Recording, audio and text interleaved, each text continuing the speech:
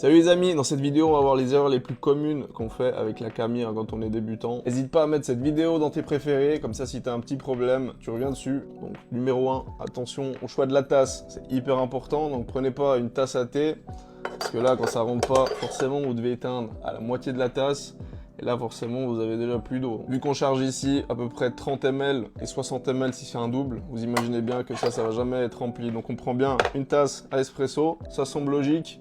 Mais souvent, croyez-moi que les tasses, elles sont géantes. Donc, on prend une tasse à espresso. Point numéro 2, le choix du café. Bien évidemment, toujours moulu moka italienne. Vous devez avoir la moka imprimée dessus. Si on fait en grain, c'est la même chose. Donc, mouture moyenne fine. On ne prend pas ni des gros cailloux café filtre et ni des moutures espresso bien trop fines. Donc, le choix du café, c'est hyper important. Toujours avec le symbole moka italienne. Et je répète, quand vous ferez en grain, pareil, mouture moyenne fine, moka italienne. Point numéro 3, la purge. Donc la purge, hyper important, ça c'est fondamental. Attention, on éteint quand il y a peu d'eau mélangée à de la vapeur, là, et pas quand il y a plus d'eau, parce que là, c'est déjà foutu, d'accord? Quand vous rechargez l'eau après la purge, donc je mets moitié de réservoir, quand j'abaisse, attention au bruit, là c'est aspiré, c'est une inspiration sèche, c'est bon, on continue. Si c'est très lent, ça veut dire que la machine a été peu chauffée, d'accord? Si vous avez une aspiration très lente, à ce moment-là, il faut réchauffer la machine. Si vous avez une aspiration qui est très forte avec des remontées un peu de bulles, là c'est que vous avez trop chauffé et donc vous n'avez pas vu le point précédent, c'était de couper quand vous avez peu d'eau mélangée à de la vapeur. Attention à ça. Un autre point très important, le tassage du café. Je vois beaucoup de personnes faire ce genre de choses là et tasser comme ça pendant une demi-heure. Donc là vous allez compacter énormément, ça va avoir juste de la difficulté à sortir, d'accord? Vous allez créer trop de résistance en faisant ça. Et puis après, bien sûr, si c'est un arabica, on le presse. Donc imaginez-vous déjà toute la résistance qu'on a créée, on rase. Donc le remplissage du bras, en général, c'est on remplit jusqu'à moitié, on tasse 2 coups, 3, on remplit, on en remet 3, c'est fini. D'accord? Ça fait 6 au total, grand max. C'est inutile de tasser plus que ça, sauf si vous avez un café déjà qui est de base moulu très gros.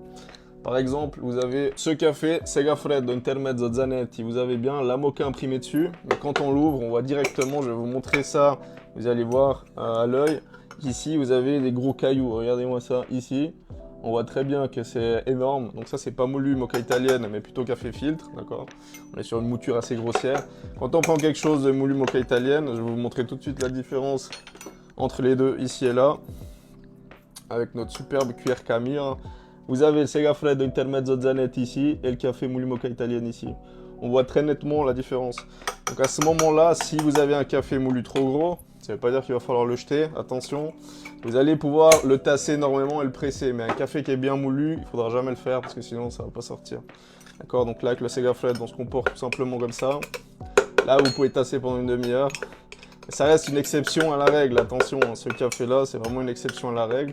Celui-là, on peut bien le tasser, le presser même, d'accord, et même laisser une petite montagne par-dessus, sans le raser complètement, d'accord, vous avez vu, on a laissé quelque chose ici. C'est un des seuls cafés qui est moulu moka italienne, qui est moulu trop gros. Entre autres ça, il y a le Meo aussi, le Meo que j'ai testé aussi, moulu des cailloux, donc ça, vous pouvez le presser, d'accord. Bien évidemment, il est déconseillé, hein, si vous devez faire ça à chaque fois. Donc prenez un café qui est bien moulu moka italienne, sentez un peu sous les doigts. C'est hyper important pour votre résultat, la résistance de votre café, d'accord? Quand on vient mettre tous ces paramètres ensemble, voilà, on voit l'extraction, elle ne doit pas être ni trop lente ni trop rapide, d'accord? Si ça va trop vite, c'est soit vous donnez trop de chaleur, attention, soit vous avez un café qui est moulu trop gros, donc comme j'ai dit précédemment, ça passe en travers. Si c'est trop lent, et puis même que vous mettez beaucoup de chaleur et ça ne sort pas si vous avez un café qui est trop fin. Donc attention, moitié de tasse on coupe, là vous avez votre café crémeux, fantastique. On n'oublie pas d'abaisser le levier, d'accord?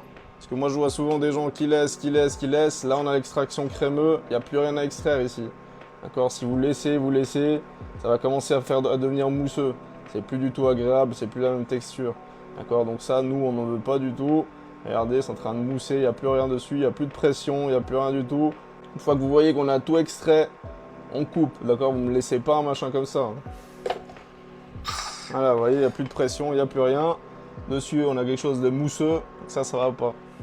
Donc coupez bien, quand c'est le moment, et laissez pas les trucs continuer pendant 10 ans. Ok les amis, c'est tout pour moi. Donc moi je vous dis à bientôt. Ciao!